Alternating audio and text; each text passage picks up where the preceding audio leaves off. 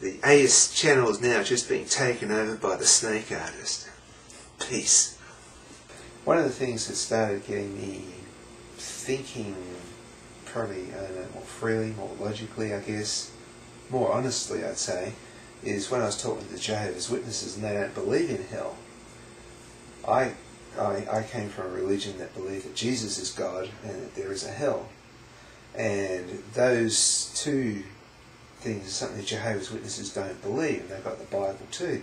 And I had them come around, they chatted to me, and I thought, this is not right.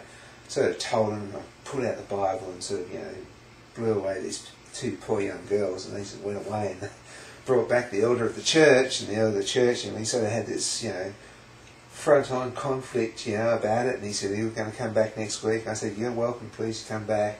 And that weekend, got out my Greek interlinear, my Greek dictionary, and just went through all those things on the hell, and what I found is that some of the verses they said was correct, that's not actually referring to hell. It's referring to a burning pit somewhere. Gehenna? Yeah. And others, Sheol? Yeah, and others were, they were just sort of, I was there and I was sort of thinking, no, this is it, this is a jailer and he's keeping somebody in there. And I was working out these verses and I was there thinking to myself, I'm not interested in the truth here. I'm not really giving a toss about the truth. All I'm worried about is winning the argument. And that was like a bit of a revelation to me that I was being dishonest. Mm-hmm. Okay, whether the Jehovah's Witnesses are right or wrong, the thing is, I was being dishonest. I wasn't looking for the truth. And to me, the truth is something that I, really value. As a Christian, it says, the truth will set you free. And it says that Satan is the deceiver, the father of all lies. So therefore, lying must be bad, and truth must be good. So I went to look for the truth in everything, rather than just trying to win an argument or me. I mean, that was about me being right, my religion being right and their religion being wrong, and that was pride, it was dishonesty. And it was probably also due to, and this is something with a lot of people, including myself, is that not only when you're of that religious mentality of just wanting to win the argument, but maybe not being able to admit you're wrong or admit you don't know, the subconscious always likes to think it has the answer. And it takes a lot of active learning and experience to be skeptical. The mind doesn't want to be skeptical, it wants to have the answers. And in this manner is how the God of the Gaps argument and religions have developed from, ancient men saying, oh, fire, we don't know much about it, so it must be a God of the fire, or the God of the sun, or the God of the moon. Even today, as we're being raised, especially when it's being fed by religious indoctrination from parents and society, when you don't have the scientific knowledge and the answers to back it up, it's easy to say, well, God does that. Yeah. I find that when I was a Christian, you had the answers to everything was black and white. And there's a real comfort in that, it's just... Sure. It's sort of like, you don't have to worry about things, because, everything's black and white. Mm-hmm. Jesus is God, there is a hell, and everything's laid out there, but you don't have to worry about whether, say, homosexuality is right or wrong. No, it's wrong, because it says so in the Bible. You don't have to think about it. But when you step away from that, then you have to start taking responsibility for yourself, you have to start thinking for yourself, you have to start making judgments for yourself, and that is probably uncomfortable for a lot of people. A lot of people would just rather have it given to them on a platter and say, well, this is what you believe, And, being thinking types, there's people who think more. I think we both fall into that category, or we wouldn't have explored this area. A lot of people, I think, just learn their religion before they even go to kindergarten and Sunday school. And then, they go to church their whole life hearing similar passages repeated. Yeah, and it's like they don't have to think because they have those answers. They got other things they got to think about, like how to pay the bills, how to get the kids in school, and they don't need to think about, is God real? Yeah, I think those sort of Christians is not really religion as much as culture. You start falling into the culture category there. But as far as I believe, it wasn't part of my culture really. It was more my religion at the time. I sort of, was a bit disillusioned by the church after trying to evangelise for so long and sort of not getting the support from the church. I sort of started thinking to myself, and again this is sort of pride and arrogance, that I should probably go out and do something special, that maybe God doesn't want me here, maybe God wants me to go do something special. And I always loved wildlife. And I was fed a lot of crud from the creation science people, believing, Noah's Ark and everything like that. And I sort of thought to myself, look, I'm pretty good with animals. I need to go out in the field and find a lot of evidence for creation. And then that could be my ministry, to go and talk to churches and evangelise using wildlife and creation and explaining how it all works. And of course that's where it all came apart, because when I did go out and study nature, evolution was the better answer. It explained things a hell of a lot better. I had a very similar experience to that as well, only where yours was animals, mine was philosophy and logic and epistemology, which is how the brain works. And I was philosophy sociology major in college, and even though I was a Christian at the time, what happened with me was I wanted to seek the truth.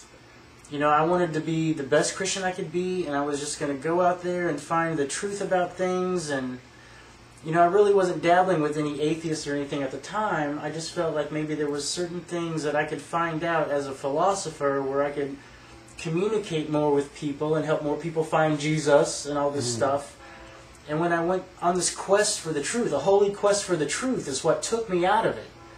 Because when I found out that the truth wasn't defined as Jesus, and that the truth was defined as fidelity with reality, and I had experiences with different concepts of reality as I was learning the different philosophies over the years, but because I was biased by my own Christianity, and even though I was somewhat open-minded as a Christian and more tolerant than other Christians might have been, I was still closed to the idea that there wasn't a God, even though I had this experience when I was a teenager. Yeah, but it took me probably about, from the time I started studying nature to the time I said, right, I'm an atheist, it was probably a 15-year journey. And it was a very slow, gradual journey. And in that time, because there were things I'd seen in the Pentecostal church that I was absolutely convinced was supernatural. And one of those things was people falling over and the power of God and having demons cast out and all that sort of stuff. And a lot of Christians would sort of say, they'd say, look, we've seen so much, you can't explain it all away. But as I logically went through, and I could explain everything away.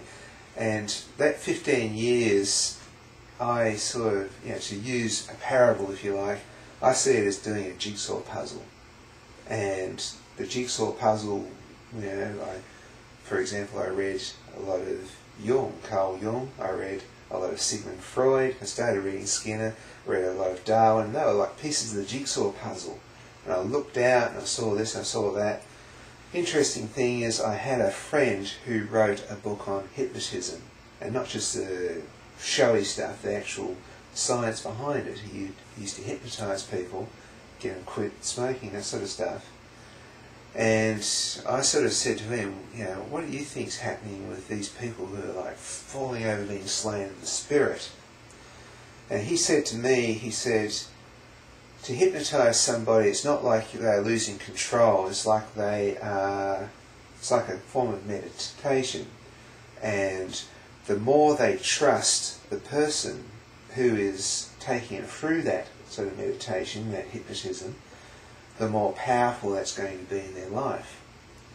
And he said that a lot of people would trust him, and that's why a lot of hypnotists would have stacks and stacks of certificates on their walls to get people to trust them. He was also a GP, a doctor, and had certificates for everything. And he said, no matter how many how many certificates I have here, I'm never going to top Jesus. And so these people are getting prayer and they're believing that Jesus himself is running them through this, and they go, bam, they just faint. But it's a willing thing, They're down on the floor, laying sprawled out, praising Jesus. If somebody said, fire, fire, they'd get up and run out, So that was an interesting, because I found, as I say, that was another bit of the jigsaw puzzle. I had to explain all these things. What's going on here? What's going on there? I'd read this book, read that book. Unfortunately, I didn't have the internet and YouTube, so I actually had to read books or find people to talk to. So, yeah. Let me ask you this. This is something we haven't really talked about a whole lot. I noticed that when I was a Christian, I used to pray all the time. I'd pray in the daytime. I used to kind of keep this open communication with God. And tried to really not even say anything that I wouldn't be saying directly to God, even though I was talking to other people. But what I'm really getting at is prayer at night. I would pray at night, ask for forgiveness, ask for certain things that, not so much I wanted like money or whatever, but like strength, endurance, knowledge, things that I thought would be virtuous and noble that God should bestow upon the faithful. And I started to find that these things weren't coming to me. And then I would shave one off. And I would still pray very devoutly, and things weren't coming to me. So I'd shave another one off until finally I was just praying for one certain thing, and then that didn't happen. And then about that time is when I started seeing the atheist arguments from other people and stuff. Because like when I was the teenage atheist, I thought I was the only one in the world. I didn't hear any logical arguments or anything about that. It wasn't until I became an atheist as an adult that I started saying, oh, wow, there's all these arguments against every aspect of religion. And, I almost became obsessed with learning all these things because I had to be convinced that there wasn't a God before I was just going to accept it. And that experience of the prayer failure definitely backed that up when I started thinking about there not being a God. And I was wondering what your prayer experience might have been. Yeah, my prayer experience, it's sort of like, I guess if you want to be philosophical about it, they use the example of, somebody's in a boat, they're going towards the shore, and they're saying the shore's coming towards us, but really the boat's going towards the shore. And, the philosophy is that you pray, God's not going to change, but you're going to change. And I had that sort of philosophy. But one of the things that got me out of the church was, again, the Pentecostal movement. They have these words of knowledge, which is almost like this hocus pocus sort of stuff. It's like mind reading and stuff like that. Somebody over here, has got a bad back, and I'm going to pray for you. Somebody over here. Anyway, at the time, I was going out on the streets, and I was talking to drunks and drug addicts and teenagers, and people were threatening to beat me up and stuff like that, but I was still going out and preaching Jesus. And I was having a hard time of it, And so I'd sort of stand in this whole group, and this preacher would be up there, and he was giving out like words of knowledge and prophecies over people. And I was sort of saying, well, this is it. God's going to do something here, because I believed. God's going to pick me out and give me at least some word of comfort or something, And no, he picked out this person, that person, that person. And these people were doing, in my mind, and again, this is already my arrogance, they were doing nothing, Those flunky teenagers wearing trendy shirts. But they were tall and handsome, and this just caught the eye of the person. And so I sort of walked away pretty disgruntled from that. So that was probably my prayer prophecy experience. A lot of my prayer experience, as I say, it was just more a philosophical of, I'd pray and meditate and just try and improve myself. I didn't really go in for the blab it and grab it, ask God for stuff.